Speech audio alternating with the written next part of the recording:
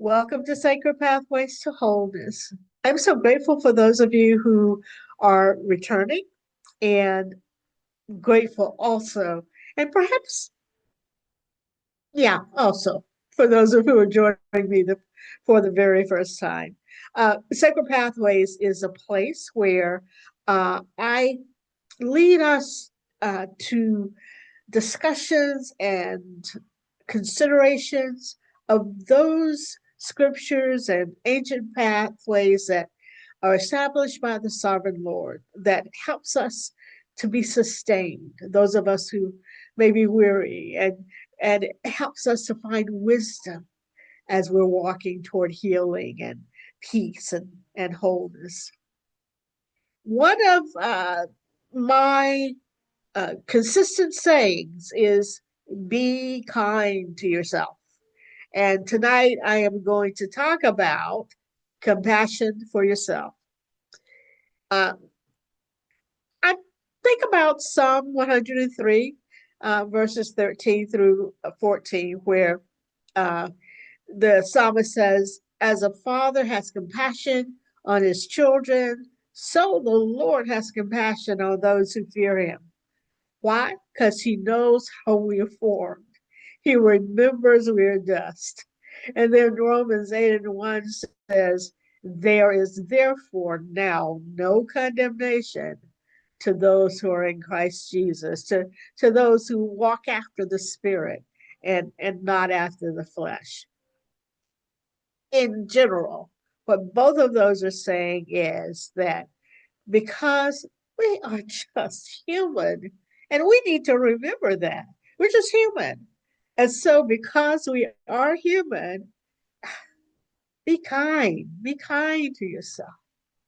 So, if you're carrying a tired heart and if you've been hard on yourself lately, maybe you've just been doing your very best to keep going while on the inside feeling a little worn down. Sit down. I want to talk with you a little while today. Just take a rest and let's you and me chat. So many of us know how to have compassion, give it away. We speak kindly to other people and we know how to comfort them when they're discouraged. We can remind them to take time to let their healing happen, that it may be slow. But when it comes to ourselves, that's a different story. We are gentle with everyone but ourselves. We take a moment and we hear that harsh voice inside. You should be stronger than this. You should be over this by now. What's wrong with you? And then after a while, those thoughts can start to sound normal. But just because a thought is familiar does not mean it agrees with God. Can I say that again?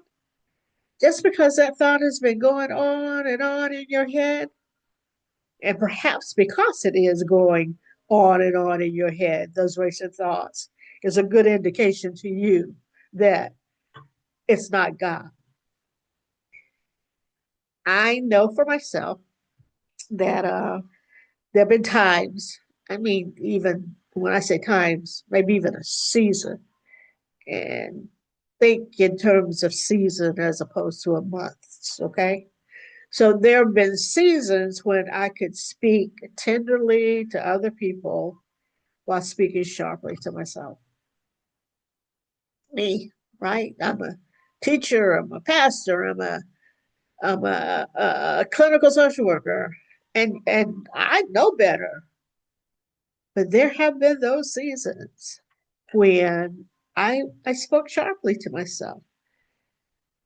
I understood why other people needed grace, and even while I needed grace, but I expected myself to move faster, to recover faster, to carry more, to need less. That's a heavy way to live, a heavy way to live. Why? Because it adds judgment to your pain. You're already hurting. Why are you going to, we, why do we heap pain upon pain by not being compassionate with ourselves? Psalm 103 says, the Lord has compassion. Why? Because he knows how we are formed. God doesn't look at humanity with irritation. He's not shocked by our limitations or impatient because we're still in process. He knows what you and I have carried, and he responds with compassion, not condemnation. I think of the verse that our salvation is anchored on, right? For God so loved the world that he gave his only begotten son, that whosoever believed in him would not perish but have everlasting life. But the next verse says, for God did not send his son into the world to condemn the world. So you see, he has compassion. He has compassion. Sometimes one of the holiest things we can do is to allow God to be kinder to us than we've been to ourselves. For some of us, being hard on ourselves became a survival skill, a survival skill. But the Lord invites us into a gentler, truer, grace filled way. God's compassion includes me and you. So, as you hold this reflection on compassion for yourself, let it be personal. Don't simply think about someone else who may be needing it. Ask, Lord, where is this word for me? The answer may come as a gentle conviction or deep breath, a tear, a memory, or simply a sense that it's time to do something different, to live differently. Can you receive that with tenderness? God's guidance is not meant to crush us. It's meant to lead us toward life. And remember this, growth doesn't have to be dramatic to be real. Healing can be quiet. Obedience can be small. A prayer whispered in sincerity can matter. A boundary practice with humility matters. Moments of rest, a decision to tell the truth, those things matter. And the Lord is faithful in both the visible breakthrough and the healing places where our soul is being restored. So, before I close, I want to just take a moment and let the central word of this episode settle in your heart. You don't have to master it today. You only have to make room for God to meet you in it. The sacred pathway is walked in relationship with the Lord. And he is patient with the pace of real healing. So let's bring this to a close. The sacred reflection is not only about hearing truth, it's about letting truth contact or contact the real places of our lives. As you listen, notice what rises in you.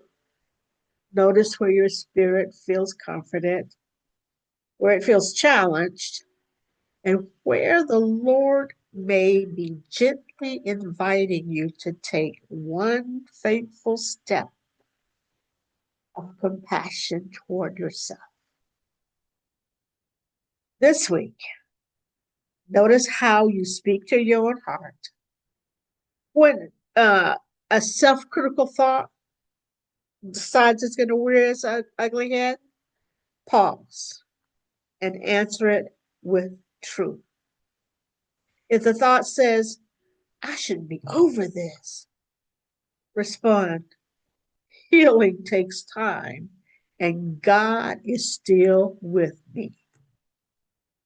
Don't rush past that application. Let it be simple enough to practice and meaningful rather enough to matter. Often the Lord uses small acts of obedience to begin a deep work in the soul. May the sovereign Lord surround you with compassion. May his gentleness meet you where you have been hardest on yourself. May every harsh and accusing voice lose authority over your hearts. And thank you for joining me on Sacred Pathways to Wholeness. As I always ask, please like, comment, subscribe, and share this episode with someone who may need encouragement today. Then visit Amazon to explore the books designed to support healing and reflection, especially my devotional, Sacred Pathways to Wholeness, a 365-day devotional for spiritual and emotional renewal. So next time, may the sovereign Lord give you the tongue of the learned to know the word that sustains the weary. And may you walk gently along the sacred pathway with compassion for yourself. God bless you. I'll see you next time.